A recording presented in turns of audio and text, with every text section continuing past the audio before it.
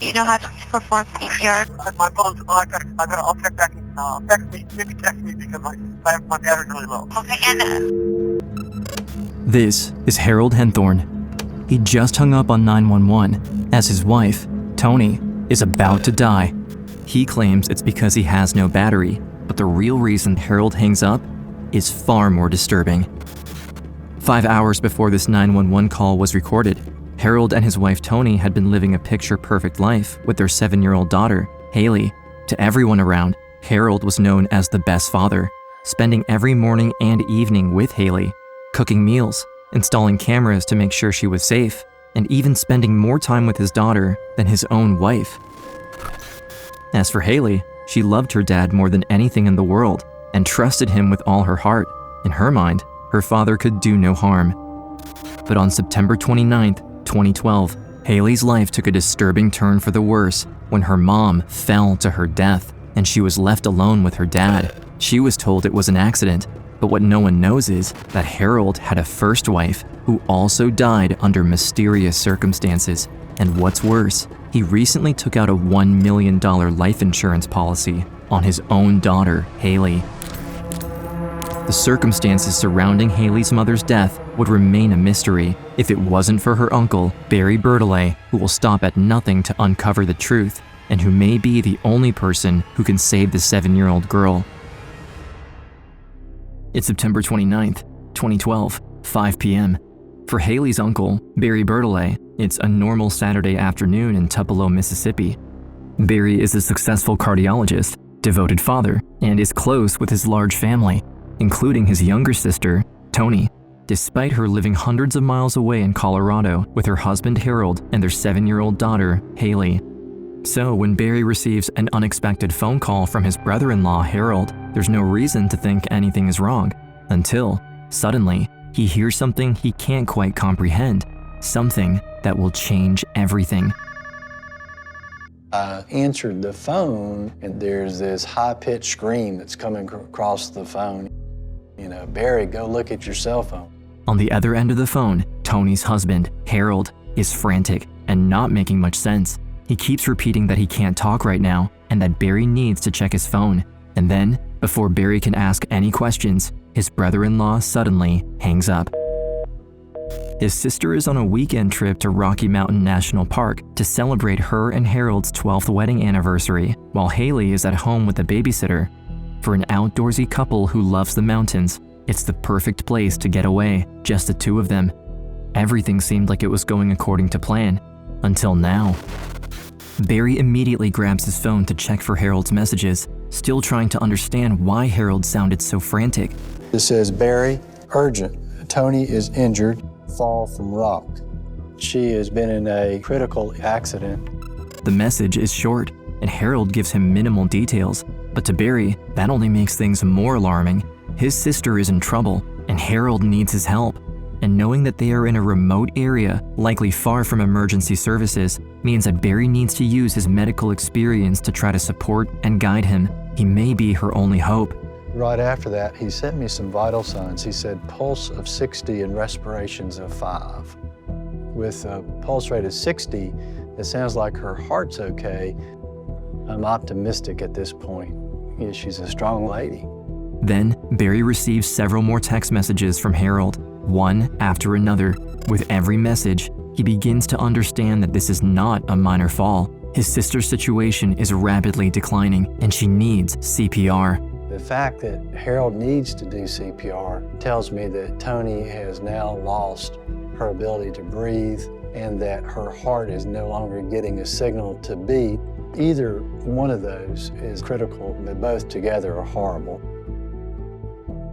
Being the big brother and supposed to take care of your sister, you can't do it. It's a bad feeling. I needed to be there for my sister, and I couldn't.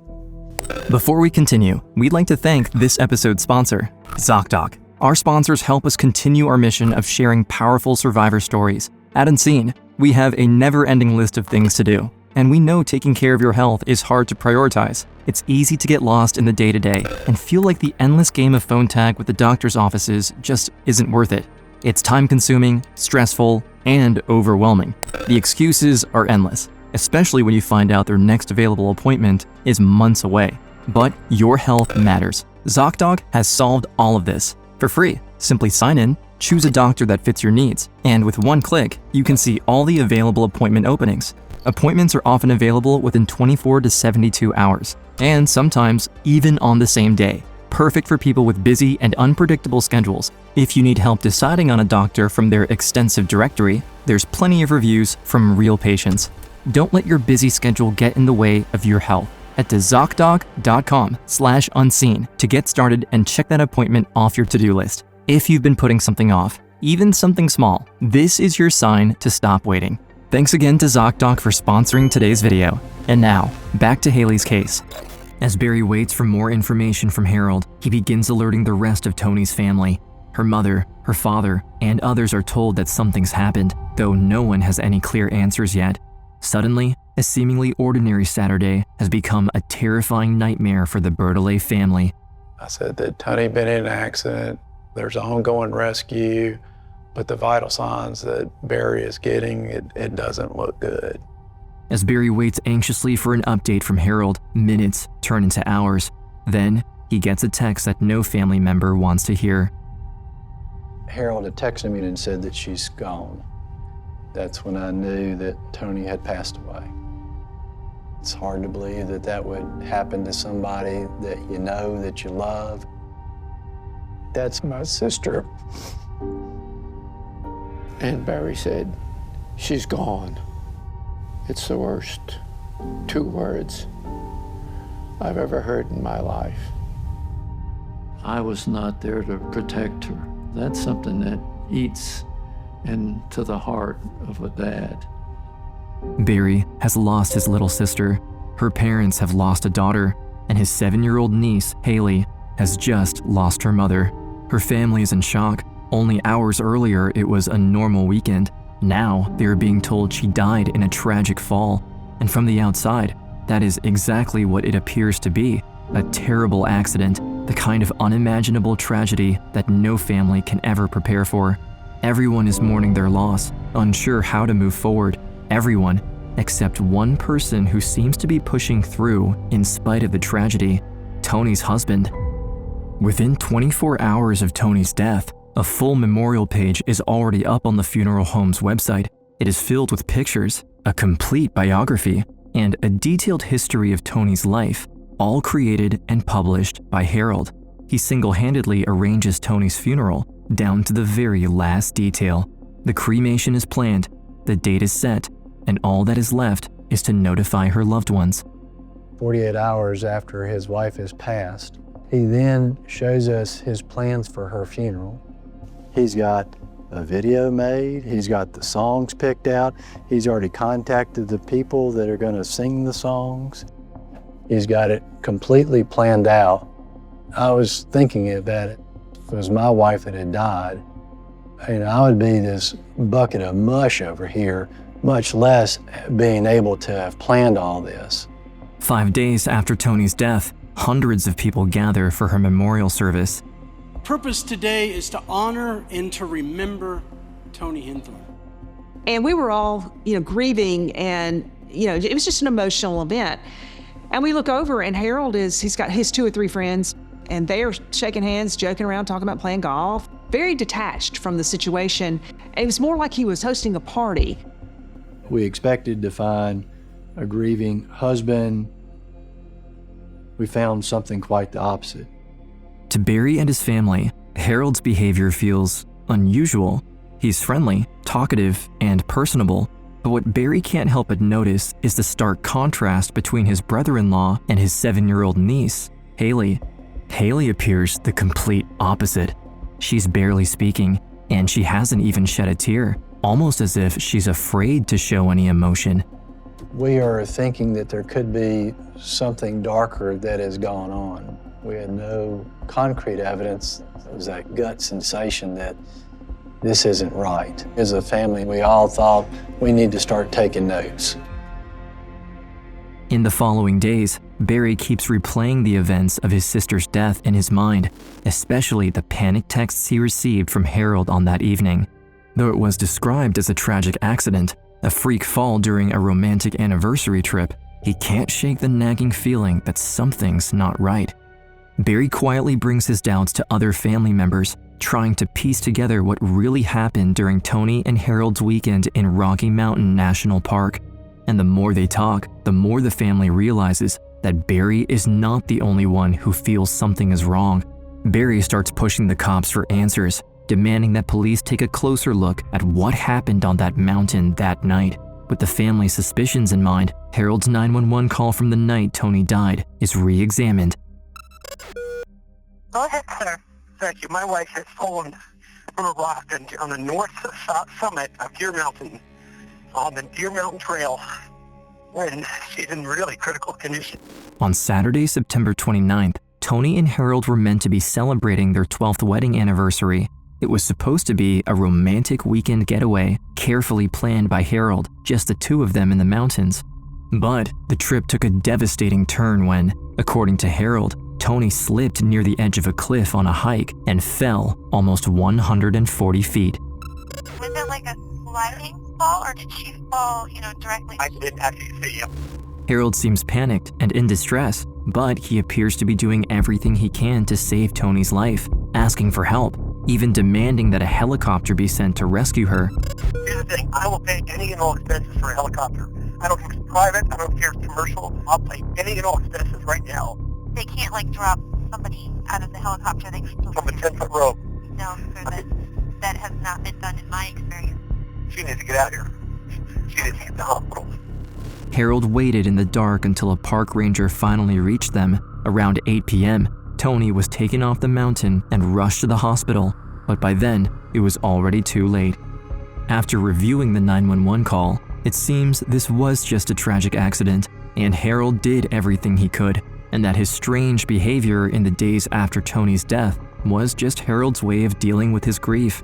The Bertolets choose to support Harold and Haley as best they can, trying to move forward as a family. Harold is now the single father to a little girl who is also grieving the loss of her mother. Toni's family does everything they can to stay close to Haley, and they visit as often as possible, remaining a steady presence in her life. But as the months go by, a troubling pattern emerges. Harold stops returning phone calls as often, and visits become harder to arrange. They get to see Haley less and less. On the surface, he does seem loving, protective, and devoted, the kind of father who is always there for his daughter. But what they don't know is that behind closed doors, the reality is far more disturbing. Harold keeps an extremely close eye on Haley. His daughter needs to ask permission for everything. He sets extremely strict limits on her behavior, constantly watching her. She can't do anything unsupervised. He even controls when she can drink water. Worse yet, to ensure she follows the rules at all times, he has set up a baby monitor in her room, even though she's already 7 years old. His relationship with Haley goes almost to a point of obsession. We were on bated breath. What's he going to do with her? From Harold's perspective, his ex-wife's family has been on his side, but what he doesn't know is that the family has been working with the police this whole time, slowly gathering as much incriminating information about him as they can in an attempt to save Haley and explain what really happened to Toni. They agree that to the outside world, Harold may look like a protective father, but to those looking closely, the seemingly loving father-daughter relationship hides something much darker. Harold's odd behavior, the inconsistencies, the growing distance between them and Haley, all of it keeps pointing back to the same terrifying thought. Toni's daughter could be living with the man who killed her mother. But what no one realizes is that Harold has been hiding another horrifying secret all these years, a secret that makes Toni's death look less like an accident and more like a carefully plotted murder. 20 years earlier, long before Harold met Toni, he had been married to a woman named Lynn Rochelle until, on May 7, 1995, she tragically passed away. The couple was driving in a remote part of Colorado, south of Denver, when Harold claims Lynn was killed in a car accident, and the local authorities quickly ruled that her death was not suspicious. In 5 short days, the sheriff's office had determined that the death of Lynn Henthorn was an accident. There are so many similarities in these two deaths. both occurred in very remote locations in Colorado. In both cases, Harold Henthorn is the only witness.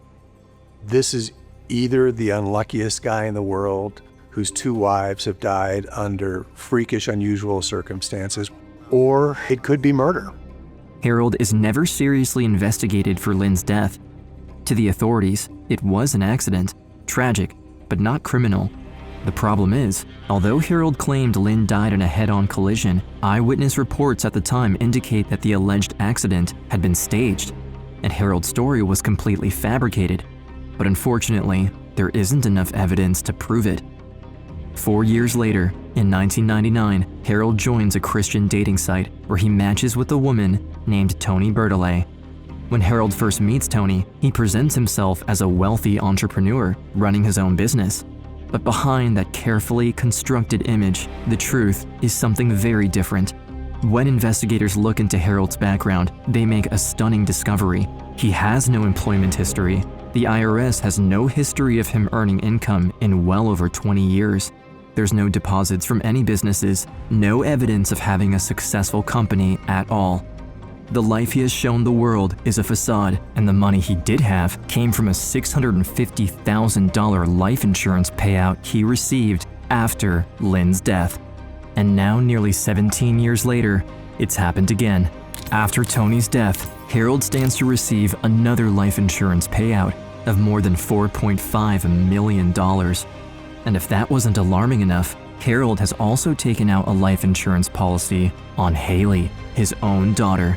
If something were to happen to her, he could receive another $1 million. The family's worst nightmare is coming true. Not only did Harold seemingly have a hand in Toni's death, but 7-year-old Haley could be his next victim. We all felt like we were dealing with a ticking time bomb. Really, he's a danger. This man has killed supposedly 2 wives, and the last thing we wanted was him going home to his child. Everybody's primary concern was Haley. They need to get Haley away from Harold as fast as possible. But even with everything they have uncovered, there is still one major problem. No DNA, no eyewitnesses, no single piece of evidence that can prove that Harold killed Lynn, or Toni, or even that he has plans to hurt Haley. The entire case is still built on convenient coincidences, strange details, and suspicious patterns. Investigators have a possible motive, but they need something that ties everything together. Time is of the essence. Haley is still being kept completely isolated from her mother's family, who are all desperate to protect her. He controls everything, her schedule, her home, and the people she is allowed to see. If they want to get Haley away from him and finally hold him responsible, they need more. That is when they notice several inconsistencies from the night Toni died. During the 911 call, Harold claimed his battery was too low and hung up, but then proceeded to make 22 additional phone calls and sent and received 98 text messages. And when cops speak with Barry, he explains that in Harold's initial frantic texts, he had sent Toni's vital signs. But as a seasoned cardiologist, he now wonders if Harold was lying. The way that my sister had died was inconsistent with the way that Harold had described it. If my sister did bleed to death, the vital signs that Harold had sent me did not match. She should have originally had a rapid heart rate as she was bleeding out and then go down as she got closer to the time of death. None of this made sense to me at all.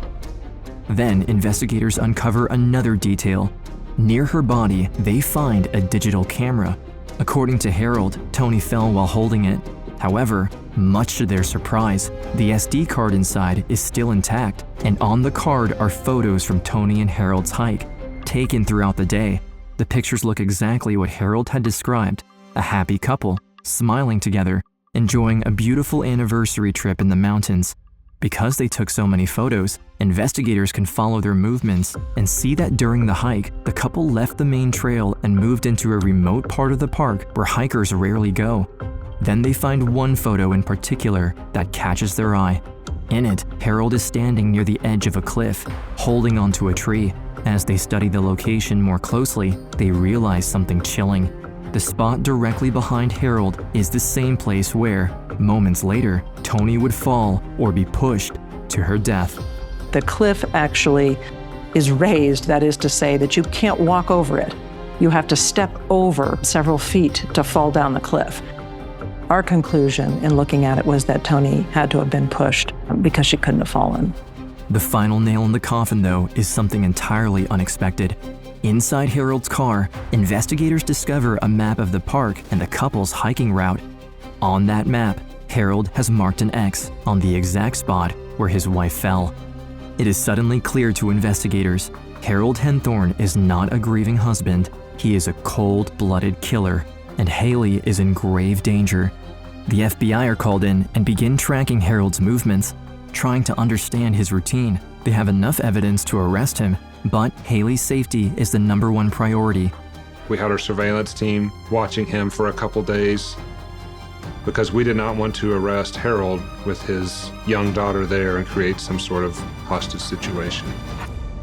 And then, on the morning of November 6th, 2014, Harold drops Haley off at school just like any other day, then starts driving back home.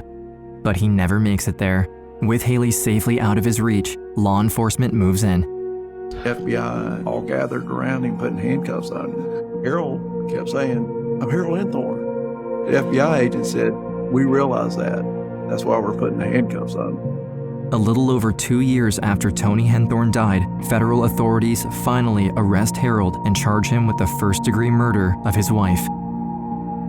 At just 9 years old, Haley is about to find out her father has killed her mother. Her world will never be the same again. The day that he got arrested, I got called down to the principal's office. At that point, my principal told me that my father had been arrested. I just remember feeling just so cold and detached because I didn't know what was going on and I didn't know what was happening to me.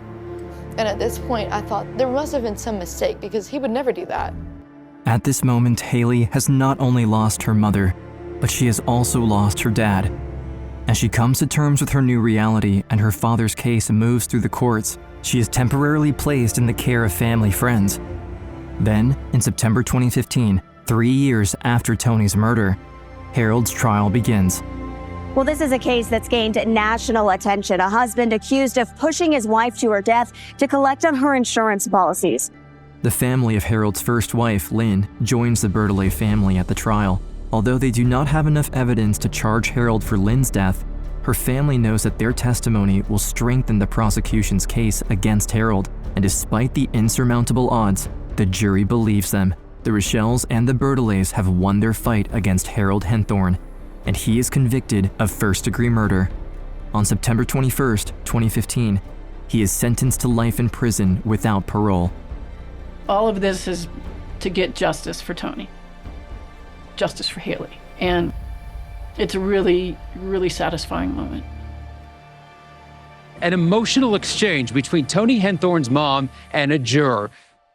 She just said, as one mom to another, I feel your pain. Now with the trial behind them and Harold behind bars, there's just one more thing to do. On December 23rd, just 2 days before Christmas, Barry Bertolet and his wife Paula get the best gift they could ever ask for. Haley's adoption has been officially approved by the court, bringing an end to years of uncertainty and giving her a permanent home with the family who fought so hard to protect her. On Christmas Eve, we got Haley. That's like the best Christmas present ever. I think as me as the big brother, I couldn't be there to guard my sister. But I'm there to guard her daughter now. At that point, I felt like they were my family and that I belonged with them. Toni's memory will live on through her family, friends, and through the Toni J. Bertolet Endowment, established by the Bertolet family, which helps other aspiring medical students carry on where she left off. In life and in death, her legacy has made the world a better place. Haley honors her mother by making a conscious effort to embrace life to the fullest and by working to move beyond the trauma of her past. I think that me and her in pictures that I see of me now, I feel like I look so much like her. And I think that choosing every day to forgive Harold for what he did not for his sake, but for mine, so that I know that I'm freed from him, from his control, that I'm my own person. Being who I am is not something that came from easiness. You know, I had to go through something terrible to become as powerful as I am today. I want to use my story to good because my story is similar to what happens to a lot of people. And I want them to know that regardless of what they've been through, there's always a way out of the darkness.